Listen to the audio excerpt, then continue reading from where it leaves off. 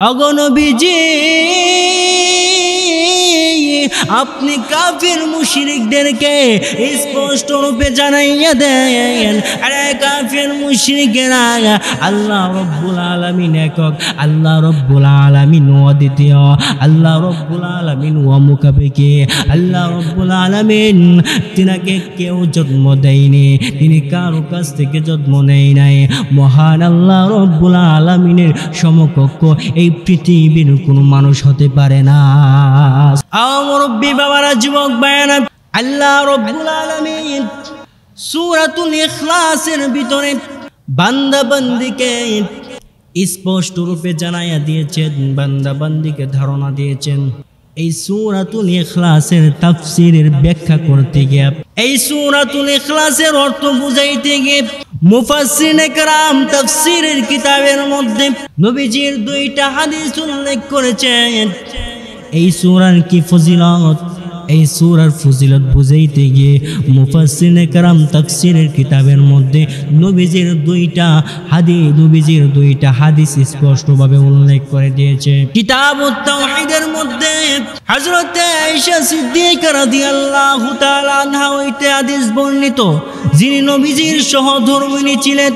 আল্লাহর নবী বিশ্ব নবী রাহমাতুল লিল আলামিন এক লোকের নেতৃত্বে একদল সেনাবাহিনী প্রেরণ করলেন।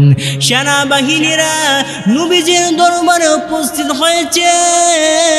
নবীকে ডাক দিয়া বলে, ইয়া রাসূলুল্লাহ, ইয়া হাবিবাল্লাহ, ও নবীজি, আপনার ওই সেনা প্রধান লোকটা যার নেতৃত্বে আপনি আমাদেরকে পাঠাইছিলেন গো নবী, ওই লোকটা প্রতি রাকাতে নামাজ আদায় করারত অবস্থায়, নামাজ যখন আদায় করে তখন সূরাতুল ফাতিহা তিলাওয়াত করে।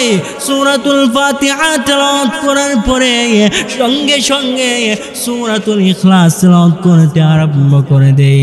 বারবার আপনার ওই সেনা প্রধান এরকম করতে থাকে। ওগো নবীজি, এরকম করার কারণটা কি আপনার কাছ থেকে একটাবার কি জানতে পারিনি? এবার নবীজি সাহাবীদেরকে ডেকে ডেকে বলে, রে সাহাবীরা, তাহলে কি তোমরা ওই সেনা প্রধানকে একটাবার জিজ্ঞেস করলে না রে সাহাবীরা? সাহাবীরা জবাব দেয়, ওগো নবীজি, আমরা যখন আমাদের সেনা প্রধানকে জিজ্ঞেস করলাম, সেনা প্রধান, আপনি প্রতি রাকাতে সূরাতুল ফাতিহা তিলাওয়াত করার পরে সঙ্গে সঙ্গে আবার সূরাতুল ইখলাস তিলাওয়াত করেন, কারণটা কি? আল্লাহ তুমি দিলে আসমান দিয়েছ জমিন, সুখের সমাজ গড়তে দিলে দিলে আল কোরআন, লা ইলাহা, মাশাআল্লাহ, মহব্বতে বলুন, লা ইলাহা ইল্লাল্লাহ, লা ইলাহা, লা ইলাহা ইল্লাল্লাহ মুহাম্মাদুর রাসূলুল্লাহ সাল্লাল্লাহু আলাইহি ওয়াসাল্লাম। আজকে মাহফিলের বর্তমান অধিবেশনে আমার সম্মানিত সভাপতি সাহেব মাদ্দাজিল্লাহুল আলী, উপস্থিত উলামায়ে কেরাম, তুলাবে আযম ও আমার প্রাণপ্রিয় ধর্মীয় যুবকবৃন্দ ভাইরা, সর্বপ্রথমেই মহান স্রষ্টার দরবারে শুকরিয়া আদায় করি, যে স্রষ্টা আপনাকে আমাকে এই দুনিয়াবি যাবতীয় ব্যস্ততা থেকে ফারেক করে আল্লাহ তাআলা আমাদেরকে একটি দামি মহামূল্যবান একটি মজলিসে আসা এবং বসার মতো তৌফিকটুকু দান করেছেন। আরও শুকরিয়া আদায় করি, যেই স্রষ্টা আপনাকে আমাকে আখিরি জামানার নবীর উম্মত হিসাবে এই দুনিয়ার বুকে প্রেরণ করেছেন। মুহতারাম হাজিরিন, আমি আপনাদের সম্মুখে আপনাদের সকলেরই পরিচিত একটি সূরা, জানা শোনা মুখস্থ তটস্থ একটি সূরা আপনাদের সম্মুখে তিলাওয়াত করেছি। আমি যেই সূরাটি আপনাদের সম্মুখে তিলাওয়াত করেছি এই সূরার নাম হলো সূরাতুল ইখলাস। আমি এই সূরাতুল ইখলাসের তাফসীরটাকে সংক্ষিপ্ত আকারে আপনাদের সম্মুখে তুলে ধরার চেষ্টা করব। আমা তাওফীক ইল্লা বিল্লাহ। সাধারণ মানুষের কাছে এই সূরাটি সূরা কুল হুয়াল্লাহ বলে পরিচিত, ঠিক না? এই সূরার মধ্যে 4টি আয়াতে কারিমা আছে, 15টি শব্দ আছে, 47টি অক্ষর আছে। এই সূরাটি মক্কা নগরীতে অবতীর্ণ হয়েছে। এই সূরাকে সূরাতুল মাক্কি বলে, যেহেতু মক্কা নগরীতে অবতীর্ণ হয়েছে। পবিত্র কালামুল্লাহ শরীফের 114টি সূরা সমূহের সিরিয়াল নং অনুযায়ী আমি যেই সূরাটি আপনাদের সম্মুখে তিলাওয়াত করেছি এই সূরাটি হলো 112 নম্বর সূরা। কত নম্বর সূরা? 112 নম্বর সূরা। আল্লাহ তাআলা পবিত্র কালামুল্লাহ শরীফের মধ্যে 114টি সূরা নাজিল করছে। 114টি সূরা সমূহের মধ্যে 2টি সূরা ব্যতীত বাকি যতগুলি সূরা আছে সব কয়টি সূরার নাম রাখা হয়েছে বা নামকরণ করা হয়েছে সূরা সমূহের ভিতরের অংশ দিয়া, শুধুমাত্র 2টি সূরা ব্যতীত। এই 2টি সূরার নাম সূরাতুল ফাতিহা, আরেকটি সূরা হলো যে সূরাটি আমি তিলাওয়াত করেছি সূরাতুল ইখলাস। এই 2টি সূরা ব্যতীত বাকি যে সূরার নামকরণ করা হয়েছে সূরার ভিতরের অংশ দিয়া, কোন কোন সূরার নামকরণ করা হয়েছে এক একটা ঘটনাকে উদ্দেশ্য করে, আবার কোন কোন সূরার নামকরণ করা হয়েছে একটা শব্দকে টার্গেট করে বা একটা শব্দকে লক্ষ্য করে, আবার কোন কোন সূরার নামকরণ করা হয়েছে এক একটা আয়াতে কারিমাকে লক্ষ্য করে। এরকম ভাবে সূরা সমূহের নাম নির্ণয় করা হয়েছে বা নামকরণ করা হয়েছে। মুহতারাম হাজিরিন, আমি যেই সূরাতুল ইখলাস আপনাদের সম্মুখে তিলাওয়াত করেছি এই সূরাতুল ইখলাস যেই নামটি করণ করা হয়েছে, যেই নামটা রাখা হয়েছে বা যেই নামটি নির্ণয় করা হয়েছে এটা সূরার ভিতরের কোনো অংশ দিয়া রাখা হয় নাই, সম্পূর্ণ নামকরণ করা হয়েছে সূরার বাইরের শব্দ দিয়া। এখন এখানে একটা প্রশ্ন জাগতে পারে, হুজুর সূরাতুল ইখলাসকে সূরাতুল ইখলাস বলে কেন নামকরণ করা হয়েছে, তার কারণ কি? এর কারণ হলো মুফাসসিরিনে কেরাম তাফসীরের কিতাবের মধ্যে উল্লেখ করেছেন সূরাতুল ইখলাসকে সূরাতুল ইখলাস বলে নামকরণ করার কারণ হলো এই সূরার বা এই নামের অর্থ হলো মুক্ত। অর্থাৎ বান্দাবান্দি যদি এই সূরাটার উপর আমল করতে পারে, এই সূরাকে মহব্বত করে ভালোবাসে, এর খাতিরে আল্লাহ তাআলা তাকে গুমরা থেকে, শিরিক নামক জঘন্য অপরাধ থেকে এবং যাবতীয় অশ্লীল ফাহিশা কাজ থেকে আল্লাহ তাআলা বিরত রাখবে, মুক্ত করে দিবে। সুবহানাল্লাহ। এই জন্য এই সূরাকে সূরাতুল ইখলাস বলে নামকরণ করা হয়েছে। এখন আসুন এই সূরাতুল ইখলাসের ফজিলত কি নবী করিম সাল্লাল্লাহু আলাইহি সাল্লাম হাদিস শরীফের মধ্যে উল্লেখ করেছেন, হুব্বুকা ইয়্যাহা ওয়া আদখালাল জান্নাতা। আল্লাহ রাব্বুল আলামিন নবীকে জানাইয়া দিয়েছে, ওগো নবীজি আপনি আপনার উম্মতদেরকে জানাইয়া দেন আল্লাহর নবী বিশ্ব নবী রাহমাতুল লিল আলামিন উম্মতদেরকে হাদিস শরীফের মাধ্যমে জানিয়ে দিয়েছে, আর উম্মতেরা যেই সমস্ত বান্দা বান্দি এই সূরাতুল ইখলাসকে মহব্বত করবে, এই সূরাতুল ইখলাসকে ভালোবাসবে, এই সূরাতুল ইখলাসের প্রতি বিশ্বাস ধারণা রাখবে, আল্লাহ রাব্বুল আলামিন নবীজির মাধ্যমে ঘোষণা দিয়েছেন, ওগো নবীজি আপনি আপনার উম্মতদেরকে জানাইয়া দেন গো নবী, যেই সমস্ত বান্দা বান্দি এই সূরাতুল ইখলাসকে মহব্বত করবে, এই সূরাতুল ইখলাসকে ভালোবাসবে, আপনি জানাইয়া দেন গো নবী আমি মহান আল্লাহ সূরাতুল ইখলাসকে মহব্বতকারী বান্দা বান্দিকে আমি মহান আল্লাহ ভালোবাসব। সুবহানাল্লাহ। এখন আসুন সূরাতুল ইখলাসকে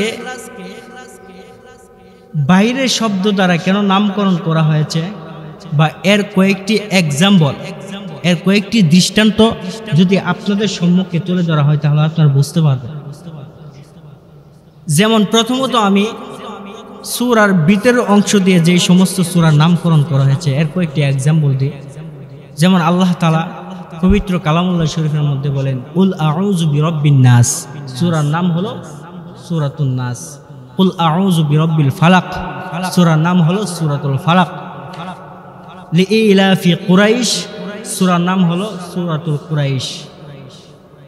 আলাম তারা কাইফা ফাআলা রাব্বুকা বিআসহাবিল ফিল, সূরার নাম হলো সূরাতুল ফিল। এরকম ভাবে সূরার ভিতরের অংশ দিয়া সূরার নামকরণ করা হয়েছে। আর যেই সমস্ত যে দুইটা সূরার নামকরণ করা হয়েছে বাহিরের শব্দ দিয়া,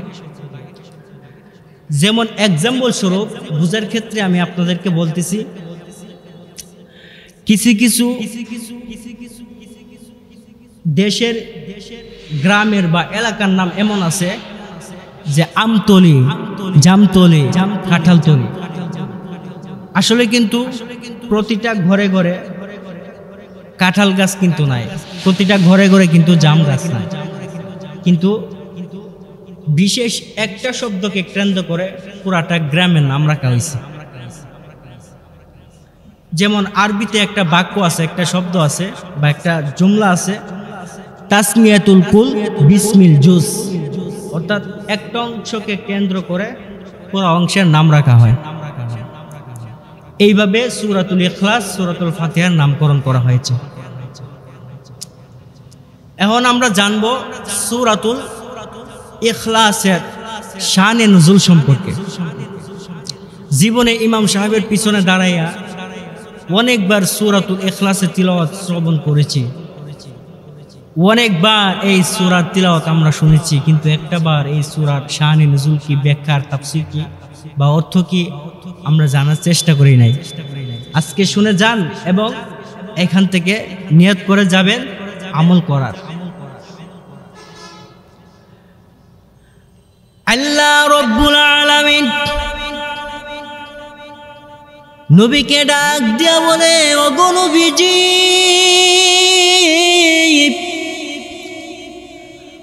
মক্কা নগরের কাফির মুশরিকেরা যখন আপনি নবীকে প্রশ্ন করবে, আরে মুহাম্মদ তোমার খোদার গুণাবলী সম্পর্কে আমাদের সম্মুখে তুলে ধরো, তোমার খোদার সিফাত সম্পর্কে আমাদের সম্মুখে তুলে ধরো রে। তোমার আল্লাহ এই মুহূর্তে কি করতেছে, তোমার আল্লাহর সন্তান কতজন, ছেলে সন্তান কতজন, কন্যা সন্তান কতজন, এই সমস্ত বিষয়ে আমাদেরকে ধারণা দাও রে মুহাম্মদ। এবার আল্লাহ রাব্বুল আলামিন হযরত জিবরাইলকে ডাক দিয়া বলে, আরে জিবরাইল যাও যাও আমার নবীর কাছে যাও, আমার নবীকে জানাইয়া দাও আমি আল্লাহ হলাম একক, কুল হুয়াল্লাহু আহাদ। ওগো নবীজি আপনি কাফির মুশরিকদেরকে দাঁত ভাঙ্গা জবাব দিয়ে দেন, স্পষ্ট জবাব দিয়ে দেন। কুল হে নবী আপনি বলুন, হুয়াল্লাহু আহাদ, আমি আল্লাহ হলাম একক, আমি আল্লাহ হলাম অদ্বিতীয়, আমি মহান আল্লাহ তাআলার সঙ্গে অন্য কোনো কিছু শরীকদার না, অংশীদার সাব্যস্ত করা যাবে না আমি আল্লাহ তাআলার সাথে। আল্লাহুস সামাদ, আমি আল্লাহ হলাম মুখাপেক্ষী, আমি আল্লাহ রব্বুল আলামিন। কোনো কাজ করার ক্ষেত্রে কারো সাহায্য নিতে হয় না, কারো সহযোগিতা নিতে হয় না। আমি আল্লাহ হলাম নিজেই স্বয়ং সম্পূর্ণ, আমি আল্লাহর কোনো বান্দা বান্দির সহযোগিতা নিতে হয় না। আমি আল্লাহ তাআলা যেই কোনো কাজ করার জন্য ইচ্ছে করি এমনিতে হয়ে যায়, কারো সহযোগিতা নেওয়ার প্রয়োজন হয় না, কারো সাহায্য নেওয়ার প্রয়োজন হয় না। লাম ইয়ালিদ ওয়া লাম ইউলাদ,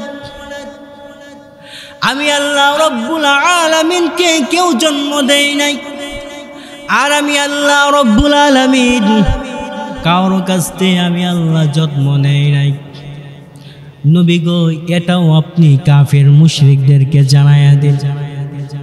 ওয়ালাম ইয়াকুল লাহু কুফুয়ান আহাদ, আর আমি আল্লাহ হলাম এমন স্রষ্টা যেই স্রষ্টার সমকক্ষ এই পৃথিবীর কোনো মানুষ হতে পারে না, এই পৃথিবীর কোনো মানুষ আমি আল্লাহ তাআলার সমান হতে পারে না। আমি আল্লাহ রব্বুল আলামিন এমন একজন স্রষ্টা। ওগো নবীজি, আপনি কাফির মুশরিকদেরকে স্পষ্টভাবে জানায় দেন। ওগো নবীজি, আপনি কাফির মুশরিকদেরকে স্পষ্ট রূপে জানাইয়া দেন, আরে কাফির মুশরিকেরা আল্লাহ রব্বুল আলামিন একক, আল্লাহ রব্বুল আলামিন অদ্বিতীয়, আল্লাহ রব্বুল আলামিন মুখাপেক্ষী, আল্লাহ রব্বুল আলামিন তিনাকে কেউ জন্ম দেয়নি, তিনি কারো কাছ থেকে জন্ম নেয় নাই। মহান আল্লাহ রব্বুল আলামিনের সমকক্ষ এই পৃথিবীর কোনো মানুষ হতে পারে না। সুবহানাল্লাহ। মুরব্বী বাবারা, যুবক ভাইয়েরা, সূরাতুল ইখলাসের ভিতরে বান্দা বান্দিকে স্পষ্ট রূপে জানাইয়া দিয়েছেন, বান্দা বান্দিকে ধারণা দিয়েছেন। এই সূরাতুল ইখলাসের তাফসীরের ব্যাখ্যা করতে গিয়ে, এই সূরাতুল ইখলাসের অর্থ বুঝাইতে গিয়ে মুফাসসিরিনে কেরাম তাফসীরের কিতাবের মধ্যে নবীজির দুইটা হাদিস উল্লেখ করেছেন। এই সূরার কি ফজিলত, এই সূরার ফজিলত বুঝাইতে গিয়ে মুফাসসিরিনে কেরাম তাফসীরের কিতাবের মধ্যে নবীজির দুইটা হাদিস স্পষ্টভাবে উল্লেখ করে দিয়েছে। কিতাবুত তাওহীদের মধ্যে হযরতে আয়েশা সিদ্দিকা রাদিয়াল্লাহু তাআলা আনহা হইতে হাদিস বর্ণিত, যিনি নবীজির সহধর্মিণী ছিলেন। আল্লাহর নবী বিশ্ব নবী রাহমাতুল লিল আলামিন এক লোকের নেতৃত্বে একদল সেনাবাহিনী প্রেরণ করলেন। সেনাবাহিনীরা নবীজির দরবারে উপস্থিত হয়েছে। নবীকে ডাক দিয়া বলে, ইয়া রাসূলুল্লাহ, ইয়া হাবিবাল্লাহ, ও নবীজি, আপনার ওই সেনা প্রধান লোকটা যার নেতৃত্বে আপনি আমাদেরকে পাঠাইছিলেন গো নবী, ওই লোকটা প্রতি রাকাতে নামাজ আদায় করারত অবস্থায় নামাজ যখন আদায় করে তখন সূরাতুল ফাতিহা তেলাওয়াত করে। সূরাতুল ফাতিহা তেলাওয়াত করার পরে সঙ্গে সঙ্গে সূরাতুল ইখলাস তেলাওয়াত করতে আরম্ভ করে দেয়। বারবার আপনার ওই সেনা প্রধান এরকম করতে থাকে। ওগো নবীজি, এরকম করার কারণটা কি আপনার কাছ থেকে একটাবার কি জানতে পারিনি? এবার নবীজি সাহাবীদেরকে ডেকে ডেকে বলে, রে সাহাবীরা, তাহলে কি তোমরা ওই সেনা প্রধানকে একটাবার জিজ্ঞেস করলেন, আরে সাহাবীরা জবাব দেয়, ওগো নবীজি, আমরা যখন আমাদের সেনা প্রধানকে জিজ্ঞেস করলাম, সেনা প্রধান, আপনি প্রতি রাকাতে সূরাতুল ফাতিহা তেলাওয়াত করার পরে সঙ্গে সঙ্গে আবার সূরাতুল ইখলাস তেলাওয়াত করেন, কারণটা কি?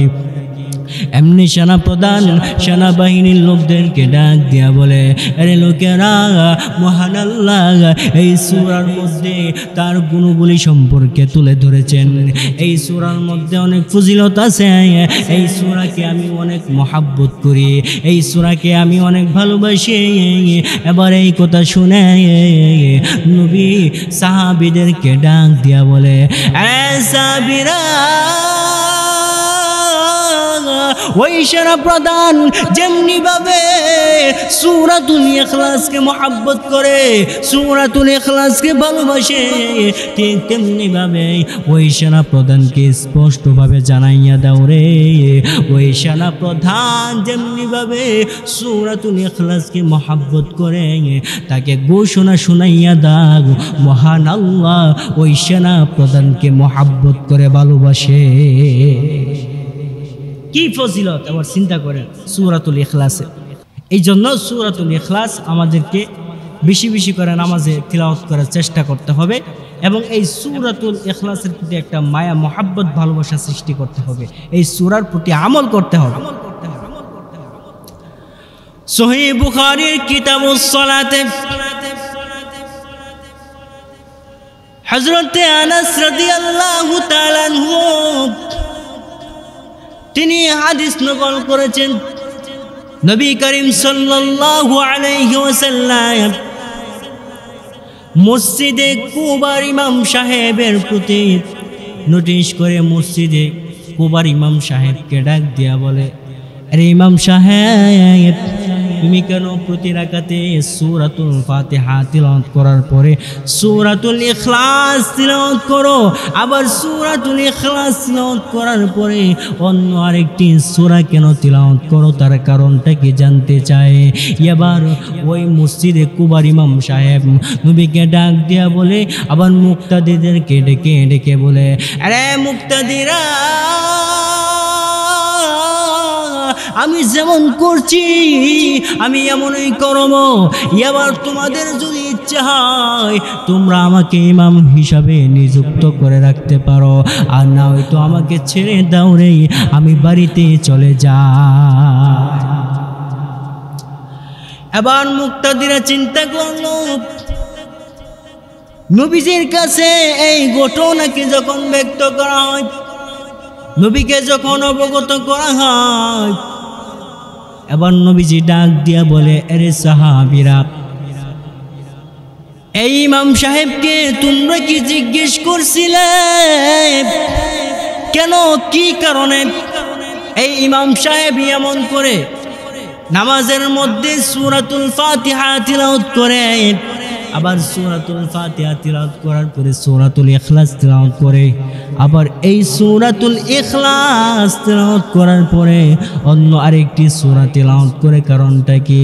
এবার সাহাবীরা নবীকে ডাক দিয়া বলে, ইয়া রাসূলুল্লাহ, ইয়া হাবিবাল্লাহ, ওগো নবীজি, আমরা যখন ওনাকে জিজ্ঞেস করেছি, এবার ইমাম সাহেব জবাব দিয়েছে, উনি যেমন করে যাচ্ছে উনি এমনই করব, ওনার এই অভ্যাস দূর করবে না।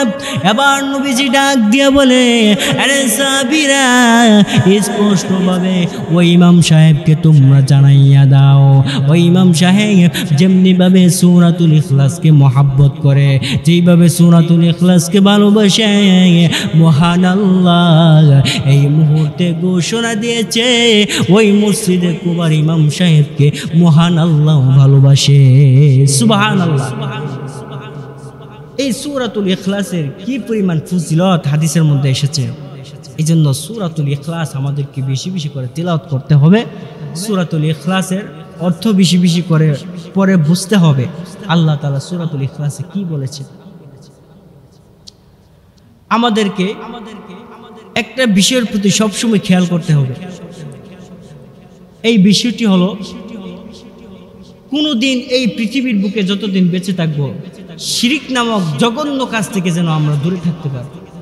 কারণ সূরাতুল ইখলাসের প্রথম আয়াতে আল্লাহ বলেছেন, কুল হুয়াল্লাহু আহাদ, হে নবী আপনি বলুন আমি আল্লাহ রব্বুল আলামিন একক, আমি আল্লাহ রব্বুল আলামিন অদ্বিতীয়, আমি আল্লাহ রব্বুল আলামিনের সঙ্গে অন্য কোনো কিছুকে সাব্যস্ত অংশীদার সাব্যস্ত করা যাবে না। আল্লাহ রব্বুল আলামিন অন্য এক আয়াতে কারিমার মাধ্যমে বান্দা বান্দিকে জানায় দিয়েছে, লা তুশরিক বিল্লাহি শাইআ ইন্নাশ শিরকা লাযুলমুন আযীম। আল্লাহ রব্বুল আলামিন বান্দা বান্দিকে জানায় দে, নিশ্চয়ই শিরক তোমরা করিও না, এই শিরক নামক জঘন্য অপরাধের ধারে কাছেও যাইবা না। নিশ্চয়ই এটা মহা অন্ধকার একটি জিনিস, এটা গুনার মতো জঘন্য একটি অপরাধ। এই অপরাধকে আমি আল্লাহ রব্বুল আলামিন কোনোদিন ক্ষমা করব না, কোনোদিন মাফ করব না।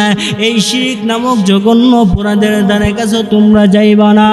আল্লাহ রব্বুল আলামিন এই আয়াতে কারিমার মাধ্যমে বান্দা বান্দিকে জানায় দিয়েছে, আরে বান্দা আরে বান্দি, দূরে শিরিক নামক জঘন্য কাজ থেকে তোমরা দূরে সরে থাকতে পারো। অন্য যে কোনো গুনাহ করো না কেন বান্দা, আমি মহান আল্লাহর কাছে মাফি চাইতে দেরি হবে, আমি আল্লাহ ক্ষমা করতে একটা মুহূর্ত দেরি করব না। সুতরাং এই শিরিক নামক জঘন্য অপরাধ থেকে আমাদেরকে বেঁচে থাকতে হবে। মোহতারাম হাজিরিন, এই সূরাতুল ইখলাসের অনেক ফজিলত এসেছে হাদিস শরীফের মধ্যে। সূরাতুল ইখলাস বেশি বেশি করে তিলাওয়াত করতে হবে, পাঠ করতে হবে। এই সূরাতুল ইখলাস যারা বুঝে শুনে ভালোভাবে অর্থ দিকে খেয়াল করে তিলাওয়াত করবে, এক হাদিস শরীফের মধ্যে আসছে ওই লোকের জন্য ওই সূরাতুল ইখলাসটাই যথেষ্ট হয়ে যাবে। চিন্তা করে এই সূরাতুল ইখলাসের এত বড় ফজিলত। এই সূরাতুল ইখলাসকে বুঝে শুনে এবং অর্থ সহ পড়ার মতো আল্লাহ পাক রব্বুল আলামিন আমাদের প্রত্যেককে তৌফিক টুকু এনায়েত করুক, সকলে বলে আমিন। মুহতারাম হাজিরিন, আমরা বেশি বেশি করে চেষ্টা করব সূরাতুল ইখলাসের প্রতি গুরুত্ব সহকারে পড়ার জন্য এবং অর্থগুলি ভালোভাবে বুঝে বুঝে পড়ার জন্য, এবং নিজেও সেইগুলি আমলে আনব এবং অপরদের কাছে এই বাণীগুলা, এই কথাগুলা, কুরআন ও হাদিসের এই বাণীগুলা, কথাগুলি অন্য অন্য লোকদের কাছে পৌঁছে দেওয়ার চেষ্টা করব। ওমা তাওফিক ইল্লা বিল্লাহ। আল্লাহ তাআলা আমার এই আলোচনার উপর প্রত্যেককে আমল করার মতো তৌফিক টুকু এনায়েত করুক।